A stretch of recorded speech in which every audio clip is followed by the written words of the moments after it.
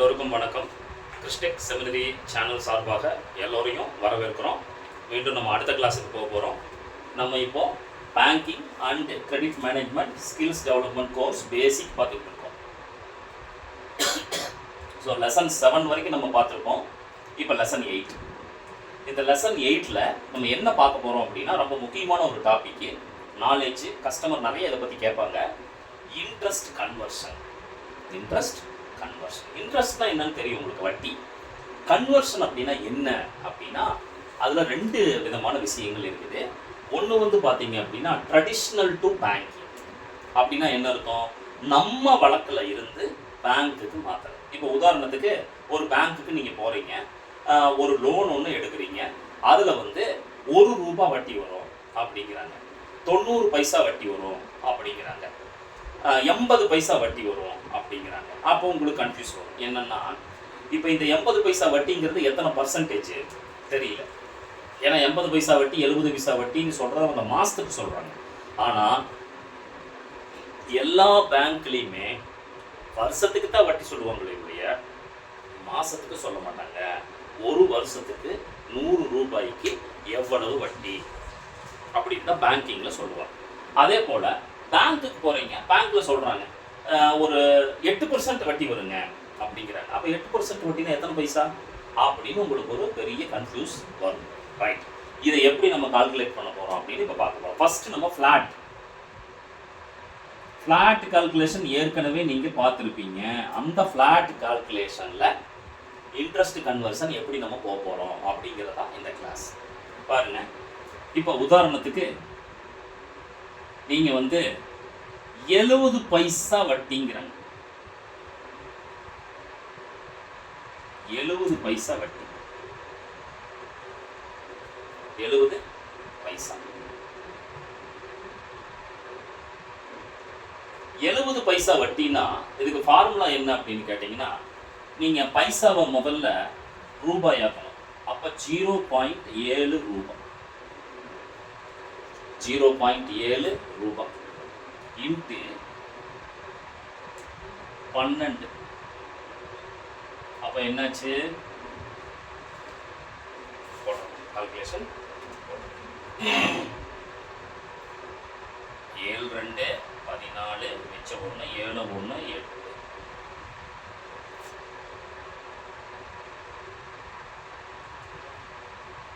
ஒரு ஸ்தானம் தள்ளி புள்ளி வச்சா 8.4%.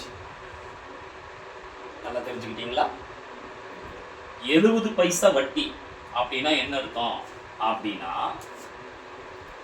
ரூபாய்க்கு மாத்திக்கணும். 0.7 புரியுதுங்களா? 0.7 இன்ட்டு 12.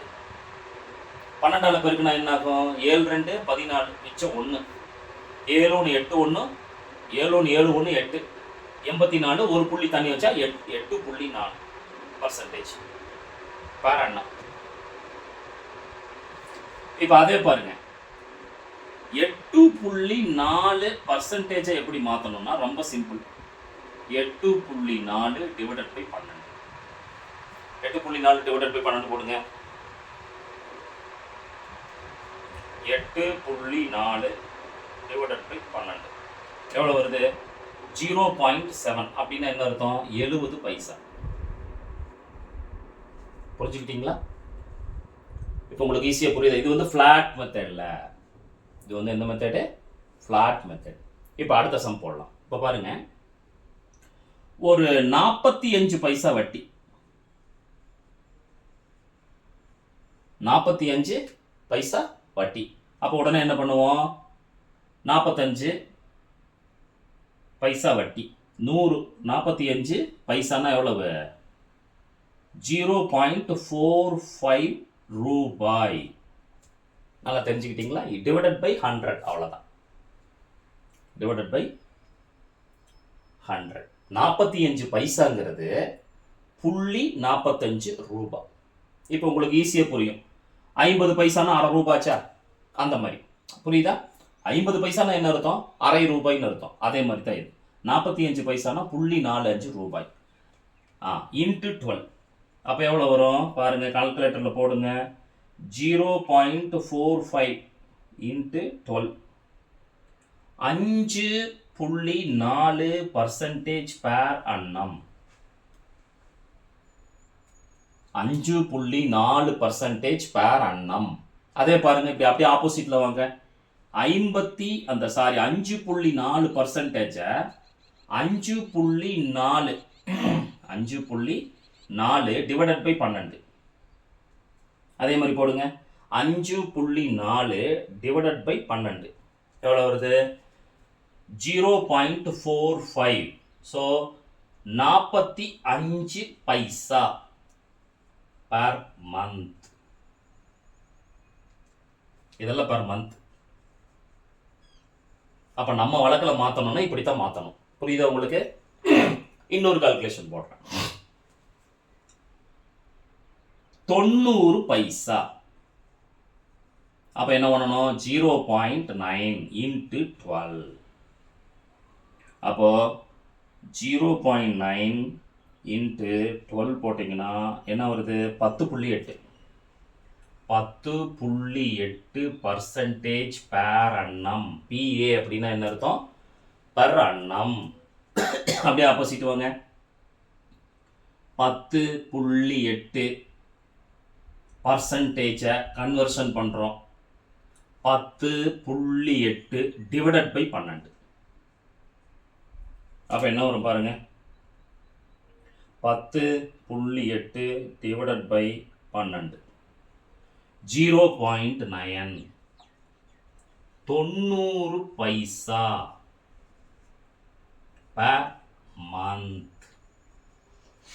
பாருங்க, புரியுதுங்களா? 1 ரூபா, 1 ரூபான்னு வச்சுக்கலாம். 1 ரூபான்னு என்ன அர்த்தம்? 100 பைசா. 1 ரூபான்னு என்ன அர்த்தம்? அப்போ ஒரு ரூபாய்ங்கிறது 100 பைசா. அப்போ 1 ரூபா தான். ஏன்னா எல்லாத்தையும் ரூபாயில் தான் மாத்திரம். 1 into 12. 12% per annum. அதை இங்கே போடுங்க. 12%. 12 டிவைடட் பை 12. 1 ரூபாய் பர் மந்த். அப்போ 1 ரூபா வட்டினா 12%. மாதத்துக்கு 1 ரூபானா எத்தனை மாதம் இருக்குது? மாதம் 1 ரூபானா 12 மாதம்.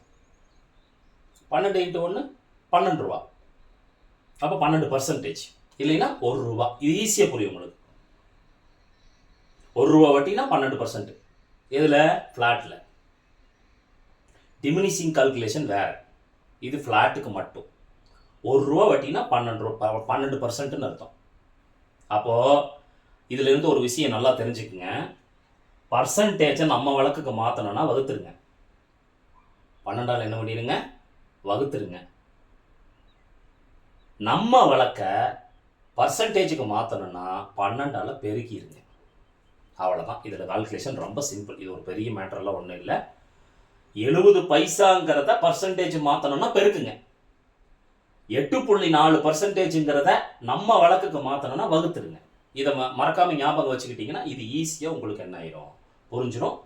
இந்த கேள்வியை கஸ்டமர் திரும்ப திரும்ப கேட்பாங்க. நீங்கள் போய் சொல்லுவீங்க, சார் உங்களுக்கு நான் 5.4% உங்களுக்கு நான் இன்ட்ரெஸ்ட்டு பண்ணி கொடுக்குறேன் சார், அல்லது பண்ணுவாங்க சார், ஏதோ ஒன்று சொல்கிறீங்க. உடனே அவர் என்ன கேள்வி கேட்பாரு? ஏங்க மேடம் 5.4%னா எத்தனை ரூபா வட்டிங்க மேடம்? 45 பைசா வட்டி. 45 பைசா வட்டி. புரிஞ்சுக்கிட்டீங்களா? எப்படி மேடம் நம்புறது? இந்த கால்குலேஷன் நீங்கள் சொல்லணும் கஸ்டமருக்கு. ஃப்ளாட்டுக்கு, டிமினிஷிங்க்கு இல்லை, ஃப்ளாட்டுக்கு. இப்போ நல்லா புரிஞ்சிருச்சிங்களா? இதை நீங்கள் ப்ராக்டிஸ் பண்ணணும். இப்போ எப்படி ஒரு 4 சம் நான் போட்டிருக்கிற மாதிரி நீங்கள் என்ன பண்ணணும்? ஒரு 10 சம் 20 சம் ப்ராக்டிஸ் பண்ணிங்கன்னா உங்களுக்கு இந்த சம் வந்துடும். இப்போ நம்ம டிமினிஷிங்கில் இதை எப்படி பண்ண போகிறோம், டிமினிஷிங்கில் எப்படி நம்ம பண்ண போகிறோம் அப்படிங்கிறத பார்க்க போகிறோம். புரியுதுங்களா? ரைட். அழிச்சிட்டுமா?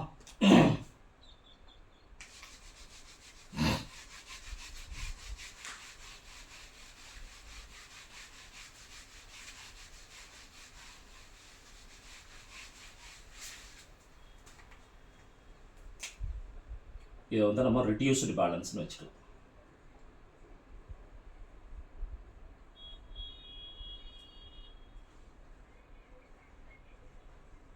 அல்லது டிமினிஷிங், எல்லாம் ஒன்று தான்.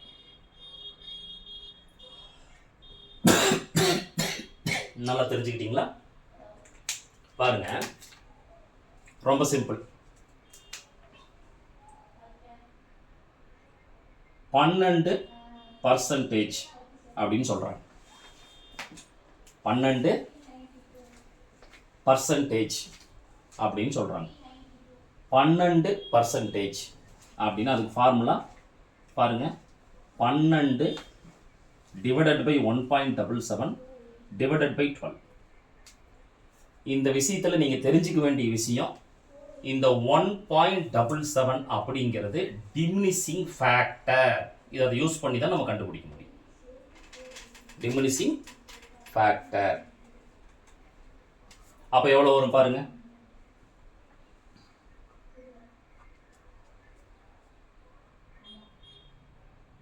பன்னெண்டு டிவைடட் பை 1.77 டிவைடட் பை 12 எவ்வளோ வருது? 0.56 பைசா. இந்த 0.5ங்கிறது ரூபாய் 56 பைசா.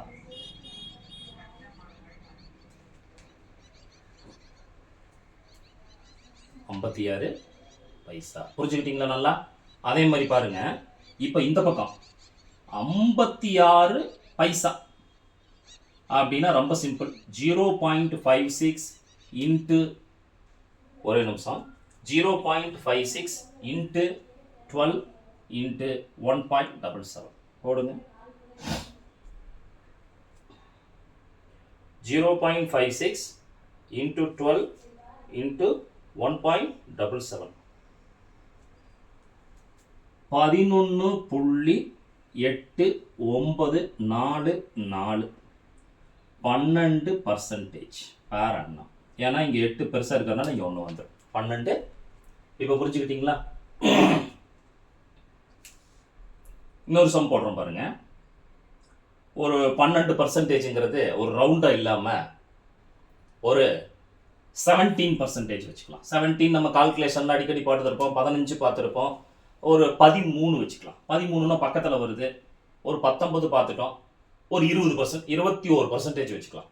உதாரணத்துக்கு பேங்க்கில் 21%ன்னு சொல்கிறாங்க. உடனே என்ன பண்ணணும்? 21 டிவைடட் பை 1.77 டிவைடட் பை 12 போடுங்க. 21 டிவைடட் பை 1.77 டிவைடட் பை 12 98 பைசா. 0.98 0.98 அப்போ 0.99 99 பைசா. சரி, இந்த பக்கம் 99 பைசா வந்துச்சுன்னா 0.99 இன்ட்டு 12 இன்ட்டு 1.77 போடுங்க. 0.99 இன்ட்டு 12 இன்ட்டு 1.77 21 21.0276. அப்போ 21, இது கணக்கு இல்லை, 21% பேர் அண்ணம். 21% பேர் அண்ணம். நல்லா தெரிஞ்சுக்கிட்டீங்களா? சரி, இப்போ ஒரு சின்ன டிஃபரெண்ட் பார்ப்போம். இப்போ இந்த 12%னா 56 பைசான்னு வருது. இங்க நல்ல கணக்குல வச்சுக்கோங்க.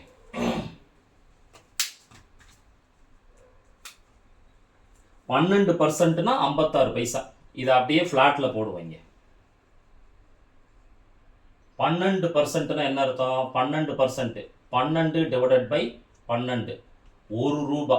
அப்போ டிஃப்ரெண்ட் தெரியுது உங்களுக்கு? அந்த பக்கம் 1 ரூபாய்க்கு வாங்கணும், இங்கே 56 பைசாக்கு வாங்கினா போதும். அதே மாதிரி இங்கே பாருங்க, 21%. அப்போ 21% போட்டோம்னா என்ன பண்ணணும்? 21 டிவைடட் பை 12 எவ்வளோ வருது? 21 டிவைடட் பை 12, 1 ரூபா 75 பைசா வருது. இங்கே எவ்வளோ வருது? வெறும் 99 பைசா வருது. உங்களுக்கு டிஃப்ரென்ஸ் புரியுதா? ஸோ 3 விஷயங்களை பற்றி இந்த கால்குலேஷனில் நீங்கள் தெரிஞ்சுக்கிறீங்க. லெசன் 8 லெசன் 8 என்ன சொல்லுது? Interest conversion, traditional to banking. நம்ம வழக்கில் இருந்து பேங்கிங் வழக்குக்கு எப்படி மாற்றுறது, பேங்கிங் வழக்கில் இருந்து நம்ம வழக்குக்கு எப்படி மாற்றுறது, that is called banking to traditional. ஏற்கனவே ஃப்ளாட் போட்டிருந்தோம், இப்போது ரிடியூஸ்டு பேலன்ஸ் போட்டிருக்கோம். சரி, இதில் 12%க்கு 21%க்கு எவ்வளோன்னு போட்டோம். இது ரெண்டாவது கால்குலேஷன், முன்னாடி போட்டது ஃபர்ஸ்ட் கால்குலேஷன். இப்போ ஒரு எப்படி வந்து ஃப்ளாட்டும் டிமினிஷிங்கும் ஒர்க் அவுட் ஆகுதுன்னு ஒரு சின்ன டிஃபரெண்ட் போட்டிங்கன்னா, ஒரு கஸ்டமர் 12% வட்டியில் ஒரு லோன் எடுத்தாருன்னா அவருக்கு 56% தான் டிமினிஷிங்கில் வரும். அதே லோனை அவர் ஃப்ளாட்டில் எடுத்தாருன்னா ₹1 வட்டி வரும். ஒரு கஸ்டமர் 21%ல் ஃப்ளாட்டில் ஒரு லோன் எடுத்தாருன்னா ₹1.75 வட்டி வரும். அதே லோனை அவர் டிமினிஷிங்கில் எடுத்தாருன்னா வெறும் 99 பைசா தான் வரும். ஸோ கன்வர்ஷன் பண்ண கற்றுக்கிட்டோம். டிமினிஷிங்கில் இருந்து இது எப்படி மாறுபடுது அப்படிங்கிறதையும் நம்ம தெரிஞ்சுக்கிட்டோம். இதே மாதிரி நீங்கள் நிறைய கால்குலேஷன் போட்டு பாருங்கள். இந்த லெசன் நம்பர் 8 வந்து திரும்ப திரும்ப கஸ்டமர் உங்ககிட்ட கேட்டுக்கிட்டே இருப்பாங்க.